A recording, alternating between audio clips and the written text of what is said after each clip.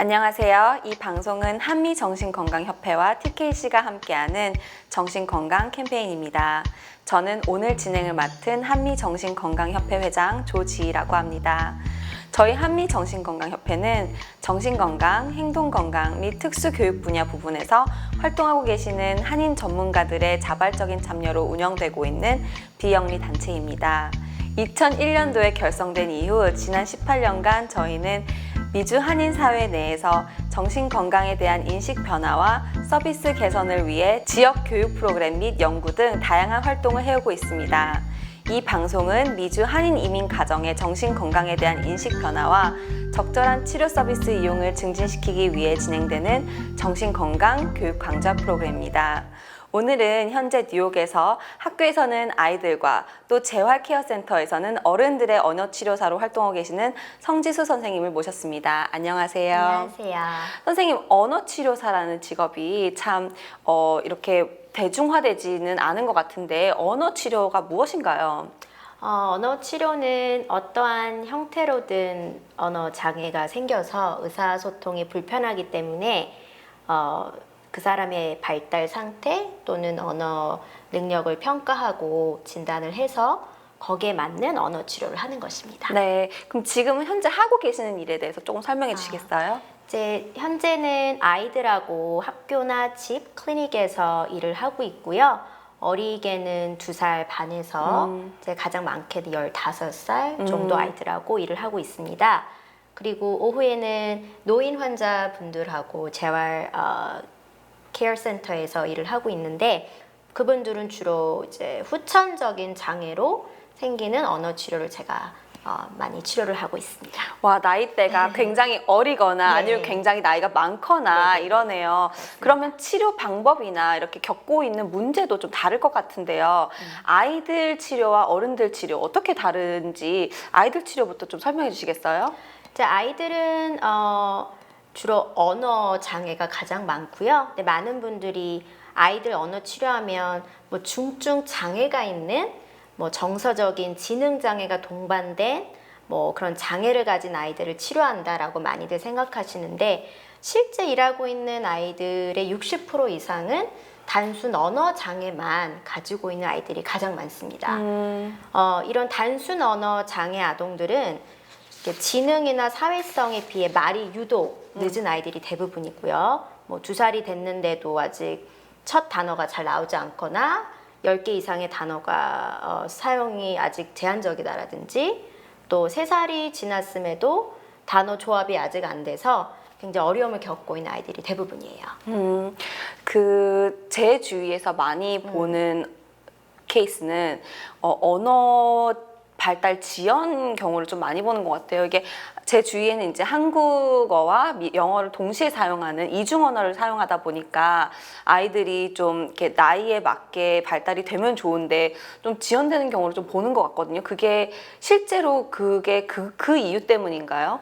아니요, 그런 이유는 거의 없고요. 지능이나 어떤 정서적인 문제가 IQ라고 하죠. 이런 문제가 특별히 발생하지 않으면 모든 아이들은 또 모든 어른들도 마찬가지고 2가지 언어를 배우는데 크게 문제가 없어야 합니다. 아, 그렇군요. 네. 그러면 그런 경우에는 언어치료사한테 가는 거를 추천을 하는 게, 그러니까 그 이중 언어가 아니라 진짜 언어 지연이기 때문에 언어치료사한테 가는 걸 추천을 해야겠네요. 그렇죠. 그러니까 지금 뉴욕에서는 3살 미만의 아이들이 말이 늦는다면 너무나 쉽게 그 뉴욕 스테이트, 그러니까 3살 미만은 early intervention이라고 해서 뉴욕 주가 관할을 하고 있어요. 그래서 부모님들 중에 우리 아이가 말이 늦는데 걱정이 많으시다면 쉽게 그런 에이전시를 통해서 뉴욕 주가 관할하는 에이전시를 통해서 신청을 할 수가 있고 3살이 올라가는 더 나이가 많아진 아이들은 뉴욕 시티에서 Department of Education, 교육부에서 관할을 하는 여러 가지 에이전시를 통해서 쉽게 누구나 신청을 할 수가 있습니다. 그럼 신청을 한다는 의미가 신청을 하면 그 서비스 자체는 뭐 비용이 드나요? 아니면 이게 보험으로 아니죠. 커버가 나? 아니죠. 뉴욕주나 시티에서 커버하는 거는 free로 아, 그렇군요. 나라에서 이제 버짓이 있기 때문에 교육부가 갖는 정부를 통해서 어. 돈으로 저희가 텍스머니로 사용이 되어지고 있습니다. 그럼 꼭 보험이 있어야 되거나 그런 건가요? 아니면은 꼭 보험이 없고 뭐 메디케이드가 있더라도 신청을 할 수가 있는 그렇죠. 메디케이드로 가능합니다. 네. 또 한 가지는 그 아까 이중국 언어 잠깐 말씀드렸는데 어떤 부모들은 아이가 뭐 3살, 4살 학교 들어갈 때까지는 집에서 한국말로만 키우는 부모님들이 좀 있더라고요, 생각보다는. 네. 근데 이제 그런 경우에는 아이들이 한국말을 배우고 영어를 배우지 못하잖아요. 근데 이제 그런 치료를 서비스를 받게 되면 그런 어세스먼트나 이런 데 문제는 없나요? 그러니까 이중 언어를 하는 아이들은 언어 평가를 받을 때 그 언어를 쓰는 언어 치료사를 반드시 찾아와야 돼요. 그러니까 한국 아이들이 모노링고 영어만 쓰는 스피치 테라피스트를 찾아가면 테스트 결과 그 정확성에 당연히 문제가 있고요. 그래서 우리 bilingual Korean children들은 저같이 Korean speech therapist를 찾아와야 돼요. 그래서 만약에 그 아이가 pre-K 들어가기 전까지 한국말만 했다. 그럼 한국말로 제가 테스트를 하는 거고요. 만약에 2가지 언어를 썼으면 제가 2가지 언어를 테스트를 같이 합니다. 네. 예. 그럼 선생님 같은 분들을 어떻게 찾아야 하나요? 그래서 사실 그 지금 뉴욕 시리 안에 저처럼 이중 언어, 한국말까지 능통하게 하는 한국 언어 치료사 분들은 거의 없어요. 제가 알기로는 5명도 채 안 되시는데 일단 제 이름이 등록이 되어 있어요. 네. 그래서 Korean bilingual 아니면 Korean speech therapist in Queens, 뭐 in New York City 이렇게 치시면 아마 여러분들의 아마 이름이 나오실 겁니다. 네. 그렇게 찾으면 되겠네요. 네. 또 다른 아이들에게 일어나는 다른 언어 치료적인 그런 흔히 나타나는 증상들은 무엇인가요? 그러니까 만약에 지금 혹시 보고 계시는 부모님 중에 이제 우리 아이가 말이 되게 늦은데 언어 평가를 받아봐야 되나 치료 대상이 되는지 궁금하시는 상황이라면 제가 좀 자가 판단을 할 수 있게 몇 가지 언어 발달 상태에서 어떤 문제를 봐야 하는지를 좀 알려드릴게요. 네. 그러니까 아이들이 일단 태어나면 3개월 안에 상대방을 보고 웃으면서 교류를 하려는 시도가 나타나야 돼요. 그리고 4개월에서 7개월 사이가 되면 의도적으로 눈을 마주치는 아이 컨택이 형성이 돼야 되고 옹알이가 나오죠. 그때는 거의 사운드가 정확하지가 않아요. 잘 알아들을 수가 없고 그렇지만 그 옹알이를 통해서 주의를 끌려는 시도가 나타나야 됩니다. 그리고 7개월에서 12개월 사이에서는 여러 가지 자음 소리들이 나오기 시작하고 두 음절의 옹알이가 나와요. 마마, 부부, 다다 주로 입술 소리로 그리고 포인팅이 나오기 시작합니다. 또는 웨이빙 등의 제스처를 통해서 이제 드디어 대화를 하려는 내가 원하는 게 무엇인지를 엄마나 아빠한테 보여주는 시도가 나타나야 하고요. 18개월이 되면 간단한 one step direction을 따라하는데 문제가 크게 없어야 돼요. 뭐 예를 들면 가서 신발 가지고 와서 밥 먹어, 냉장고에서 물 마셔 이 정도의 간단한 step direction을 따라할 수 있어야 되고 보통 10가지의 단어가 그때쯤에는 많이들 형성이 됩니다. 근데 이때는 좀 variation이 많아요. 그래서 6개밖에 없는데요. 이거 걱정해야 되나요? 근데 아이가 이해하고 아이 컨택을 하고 사회성에 크게 문제가 없으면 그 정도는 걱정을 안 하셔도 돼요. 그리고 2살, 3살이 되면 이제 거의 뭐 어른들과 크게 대화하고 자기 의사 표현을 하는 데는 크게 문제가 없어야 합니다. 네. 2살 정도까지 2살이 되면 이제 자기 의사 표현을 2살 정도가 되면 이제 짧은 문장을 할 수 있어야 돼요. 2가지 정도를 조합해서 그리고 간단한 질문들 yes, no question, 뭐 what question들을 이해하는데 크게 문제가 없죠. 3살이 되면 이제 거의 뭐 어른들하고의 대화가 크게 문제가 없어야 돼요. 뭐 심지어 유치원에 있었던 일도 간단하게 다시 이야기할 수 있는 능력도 생기고요. 그런데 지금 제가 보고 있는 아이들 중에 한 20-30%는 표현력하고 이해력은 크게 문제가 없는데 발음이 너무 안 좋아서 찾아온 아이들이 굉장히 많습니다. 그렇구나. 그래서 2살이 되면요, 낯선 사람이 들었을 때 50% 정도는 알아들을 수 있어야 되고요. 3살이 되면 75%, 4살이 되면 거의 90% 이상을 알아듣지 못한다면 그 아이의 발음 발달 상태가 당연히 늦다라고 보여집니다. 그때는 이제 정말 그런 기관을 찾아서 네. 아이들 스피치 테라피 하는 거를 추천을 네, 일단 평가를 해야겠네요. 받아보는 거는 크게 해가 되는 게 아니니까 정확히 발달 상태가 어떤지 전문가의 어떤 의견을 들어보고 룰 아웃 하는 거는 나쁘지 않다고 네, 생각해요. 저도 그렇게 생각해요. 또 다른 정말 좋은 자가 진단법을 알려주셨는데 또 부모님들이 이렇게 알고 있으면 좋을 만한 그런 정보가 있나요? 일단 놀이를 좀 많이 해주셨으면 좋겠어요. 많은 부모님들이 뭐 누구나 다 그렇지만 일을 많이 하시잖아요. 그러니까 되게 피곤하시고 해서 아이들과의 그러니까 되게 꼭 자기가 퀄리티 타임을 꼭 만들어서 따로 뭐 아예 눈을 마주치고 막 교류를 한다라고만 생각하시는데 그냥 목욕하는 시간에도 많은 언어와 관련된 스티뮬레이션을 줄 수가 있어요. 놀이를 통해서 뭐 바스톱에 물을 받아놓고 여러 가지 장난감들이 있으면 거기에 많은 단어들을 쓸 수가 있고요. 또 동사 같은 것도 가르쳐 줄 수 있죠. 첨벙첨벙 아니면 뭐 오리 물 마셔 이거 누구 줄까? 뭐 푸세요, 뭐 버리세요. 그러니까 밥 먹을 때라든지 자기 전이라든지 이런 뭐 목욕 시간에 틈틈이 부모님이 어쩔 수 없이 아이들의 케어를 해야 될 때 좀 많이 언어를 가르쳐 줄 수 있는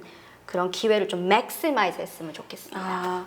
예. 이렇게 말씀을 듣고 보니까 많은 부모님들이 이제 대화를 많이 한다라고 생각을 하는데 예. 왜 뭐 밥 먹어, 뭐 자, 뭐 이런 거를 하면서 대화를 한다라고 생각을 하시는데 네. 선생님 말씀은 조금 더 이렇게 엄마가 주도해서 이렇게 대화를 그쵸. 이렇게 표현하는 거고 이렇게 말하는 거야를 무의식 중에 좀 가르쳐주는 네. 그런 걸 말씀하시는 것 같아요. 맞아요. 그러니까 아이가 물이란 단어를 배웠으면 엄마 입장에서 물로 두 단어를 붙여서 한번 또 그냥 아이가 익스포즈만 할 수 있게 물 차가워 뭐 뜨거운 물 그럼 아이가 일단 들을 수 있는 기회가 있잖아요. 네. 그러면서 문장이 또 만들어지고 그러니까 너무 스트레스 받지 마시고 아이들하고 놀이나 그런 일상적인 생활에서 조금만 더 신경을 써주셔서 단어를 많이 익스포즈를 하게끔 해주셨으면 좋을 것 같아요. 네.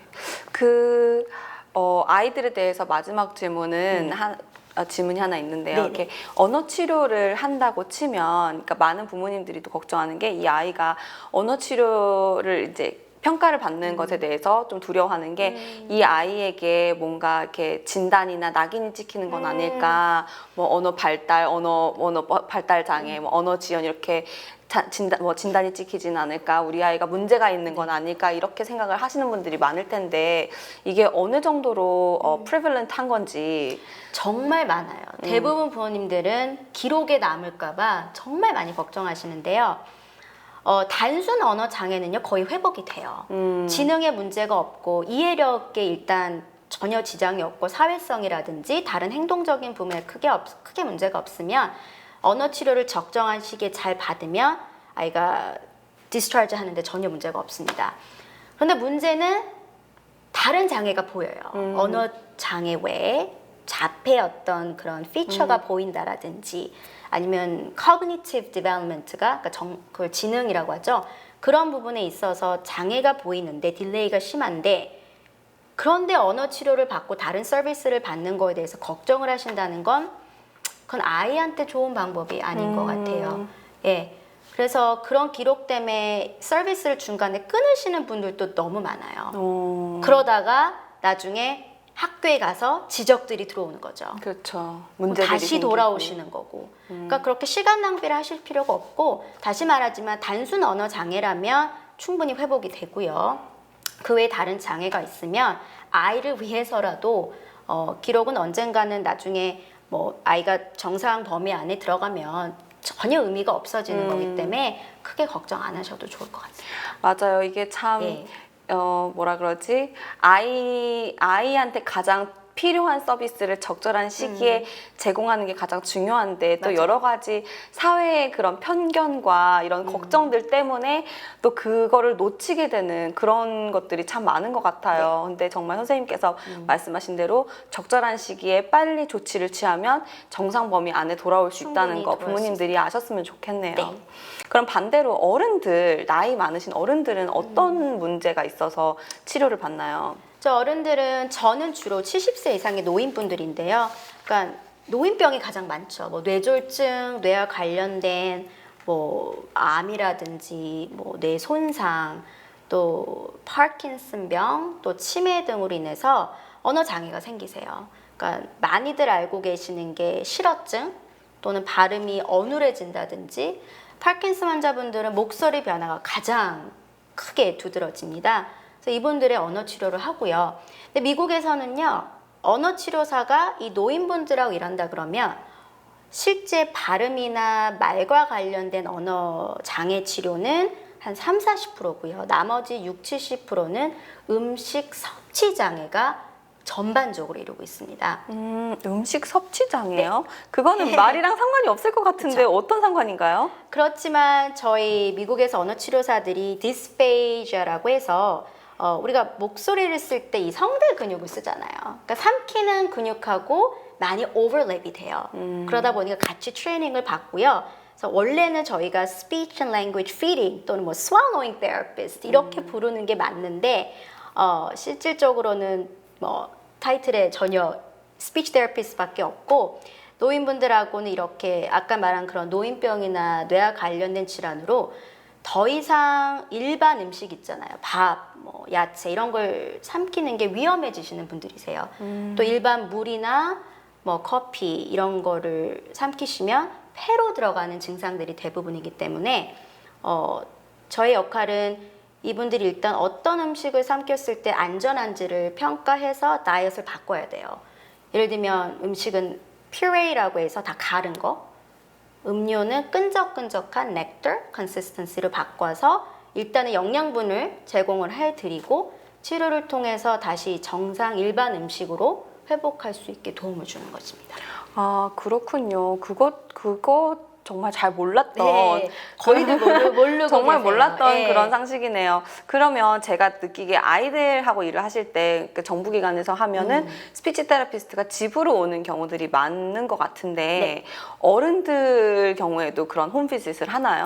홈케어 에이전시들이 많아요. 그러니까 홈케어 에이전시를 통해서 이런 치료사들이 많이 있고요. 저는 홈케어는 안 하지만 병원에서 일하시는 테라피스트들은 아웃페이션트 세팅이 따로 있고 예를 들면 퇴원을 하셨는데 계속 언어 치료를 받고 싶어서 삼키는 음식 그 장애 치료를 받고 싶어서 이제 방문을 하시는 거죠. 아니면 입원을 하신 경우는 인페이션트 안에서 병원 안에서 치료를 받고 이렇게 노인분들은 너싱홈으로 재활 케어 센터로 오셔서 병원에서 입원을 하신 후에 저희하고 이렇게 치료를 받는 방법들이 있습니다. 네, 들어보니까 정말 그 몇 명 안 되는 네. 한국어, 영어 이렇게 바이링구얼 스피치 테라피스트신데 저희 한인 사회에 한인 이민자분들께 마지막으로 좀 해주고 싶은 조언이 있으신가요? 조언이라면 일단 한국 부모님들한테 아까도 말씀드렸다시피 단순히 언어만 늙다고 해서 다른 게 문제가 없으니까 뭐 시간이 지나면 캐치업 하겠지 대부분 그냥 안일하게들 생각을 하세요. 그러다가 학교 들어갈 쯤에 정말 절박하게 늦게 막 오셔서 저를 찾으시는 분들이 있는데 이렇게 아까도 말씀드렸다시피 이 기간에 무료로 평가를 받을 수 있는 기회가 너무나 많으니까 절대 그 시기를 놓치시지 마시고 평가를 받으셔서 초기 진단에 또 빨리 회복을 했으면 좋겠고요. 이렇게 단순 언어 장애도 적절한 시기에 치료가 이루어지지 않으면 나중에 학습 장애로 반드시 이루어질 수 있다는 그 위험성을 꼭 알고 계셨으면 좋겠습니다. 네, 오늘 너무 감사합니다. 네, 감사합니다. 네, 오늘 성지수 선생님과 언어 치료에 대해서 알아보았는데요. 다음 시간에 또 더 좋은 컨텐츠로 돌아오겠습니다. 감사합니다.